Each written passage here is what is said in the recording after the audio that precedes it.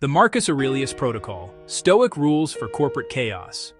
Imagine that your inbox has 850 unread emails. Your boss just scheduled a meeting to discuss the meeting you had about the previous meeting, and the Slack channel is on fire. You're living in corporate chaos. But here's the thing. So did a Roman emperor nearly 2,000 years ago. And he wrote a playbook for exactly what you're going through. It's called Meditations. Today, I'm going to show you how to use it. Welcome to the Marcus Aurelius Protocol. Let's be honest about what's happening to us at work. We're drowning in what one writer calls the frantic inventory of demands, disasters, and distractions that leaves the mind feeling colonized before the kettles even boil. We wake up to blue-lit screens.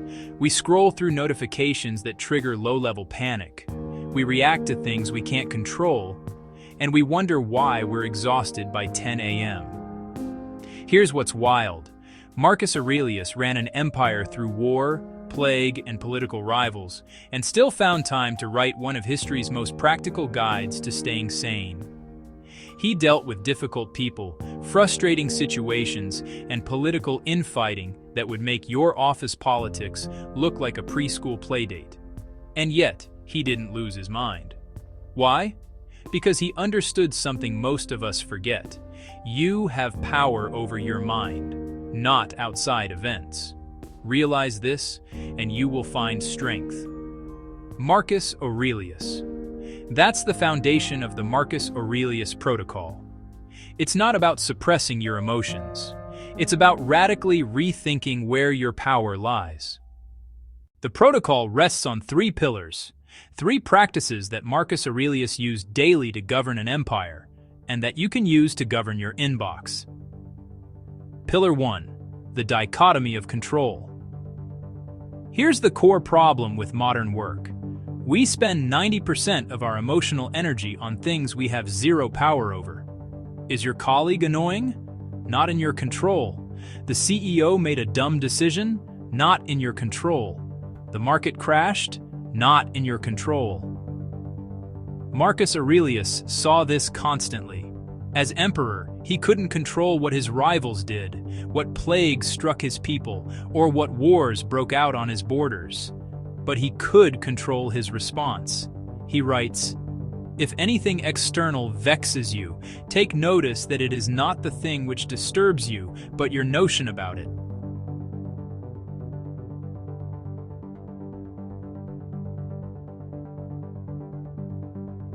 Let me give you a real-world example.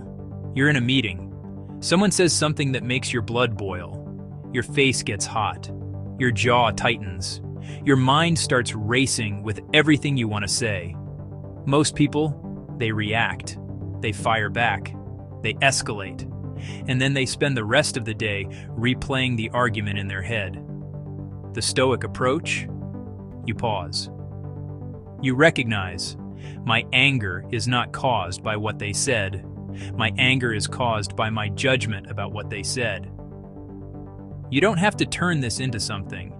It doesn't have to upset you. This is the practice, separating the event from your interpretation of the event. The Stoics called this the discipline of assent, the ability to detach your emotions from crises before they take hold. Exercise, the pause. Next time you feel that spike of anger or anxiety at work, stop. Literally pause, take one breath. Ask, is this within my control? If no, what is my judgment about this situation? Can I choose a different judgment? Act from that place of choice, not reaction. Marcus Aurelius wrote that he struggled with anger, especially with certain individuals. He wasn't a robot.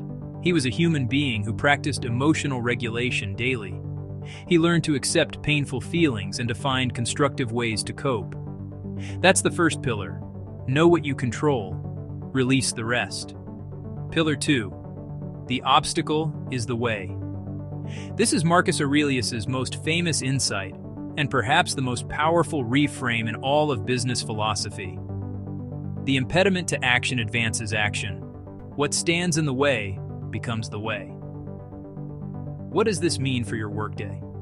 It means that every obstacle is a raw material for growth. Every setback is training. Every difficult person is a teacher. Every project that goes off the rails is an opportunity to practice your craft. The Stoics didn't see obstacles as problems. They saw them as opportunities to practice virtue, courage, patience, adaptability, discipline.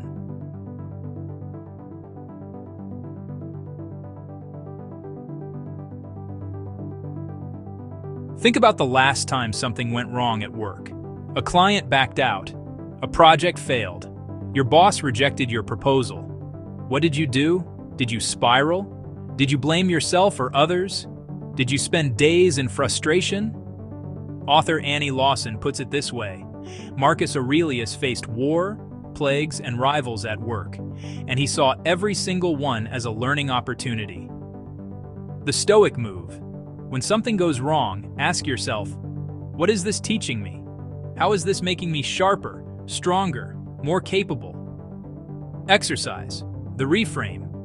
When you hit an obstacle today, name it. What exactly is the challenge? Reframe it. How is this an opportunity to practice patience, creativity, or resilience? Act. What's one thing you can do right now to move forward? This isn't toxic positivity. It's not pretending problems don't exist. It's radical pragmatism, using every difficulty as fuel for excellence. As one business leader put it, in the Stoic tradition, obstacles are seen as opportunities for growth. Therefore, the daily chaos of a small business should be viewed as a training ground for virtue. Pillar 3. The view from above. This is Marcus Aurelius' secret weapon against anxiety. When things felt overwhelming, when the empire was crumbling, when rivals were circling, when his body was failing him, he would do something remarkable. He would zoom out. He would take what the Stoics called the cosmic perspective. Think of yourself as dead. You have lived your life. Now take what's left and live it properly. Marcus Aurelius. Sounds morbid, right? But here's what he's really saying. Most of what we stress about is microscopically small in the grand scheme of things. That passive-aggressive email, in the grand scheme, it's nothing. That missed deadline, in the grand scheme, it's nothing. That meeting that went badly, in the grand scheme, it's nothing.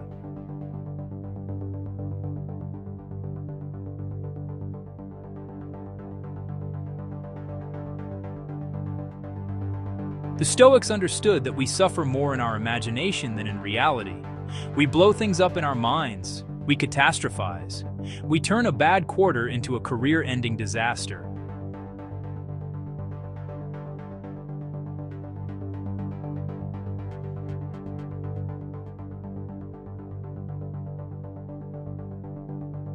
Exercise. The cosmic zoom. When you're overwhelmed, zoom out.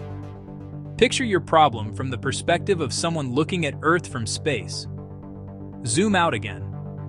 Picture it from the perspective of history. Will this matter in 5 years? In 50? Return.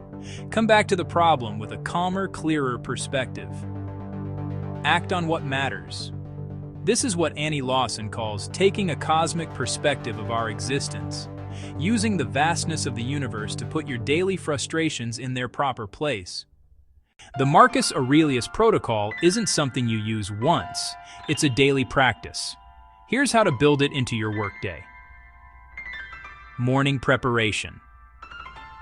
Marcus Aurelius would prepare for the day ahead by visualizing what he might face. He wrote, "When you rise in the morning, think of what a privilege it is to be alive." Author Annie Lawson expands on this.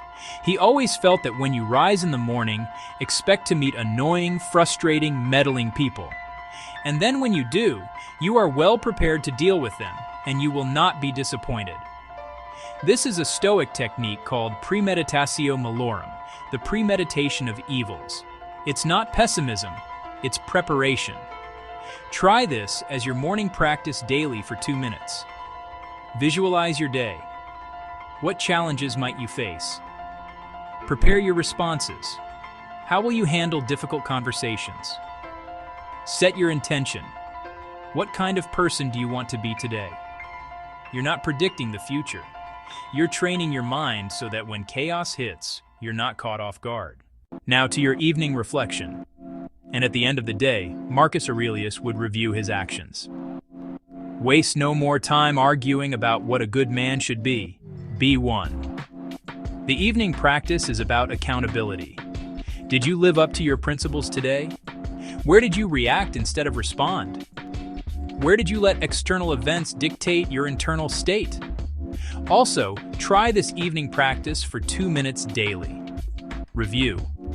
What went well today? What didn't? Learn. What could you have done differently? Release. Let go of what you can't change. Tomorrow is a new day.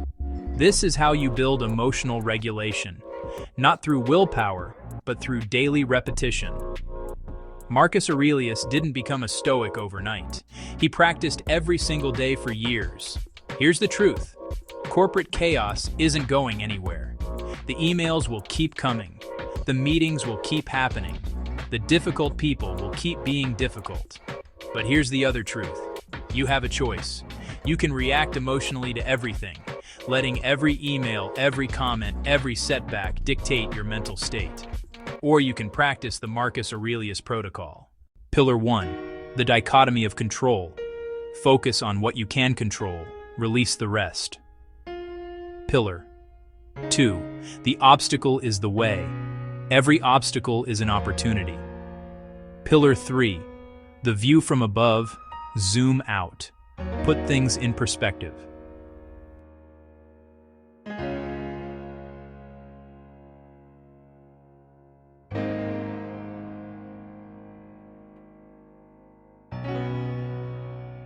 You have power over your mind, not outside events. Realize this, and you will find strength. Marcus Aurelius wrote meditations for himself, not for publication. He was reminding himself of these principles, day after day, year after year. And if a Roman emperor, facing war, plague, political rivals, and the weight of an empire, could find his center through these practices, so can you. That's the Marcus Aurelius protocol. Try the morning practice tomorrow. See what happens. And if this video helped you, hit like, subscribe, and share it with someone who needs to hear it. See you in the next one.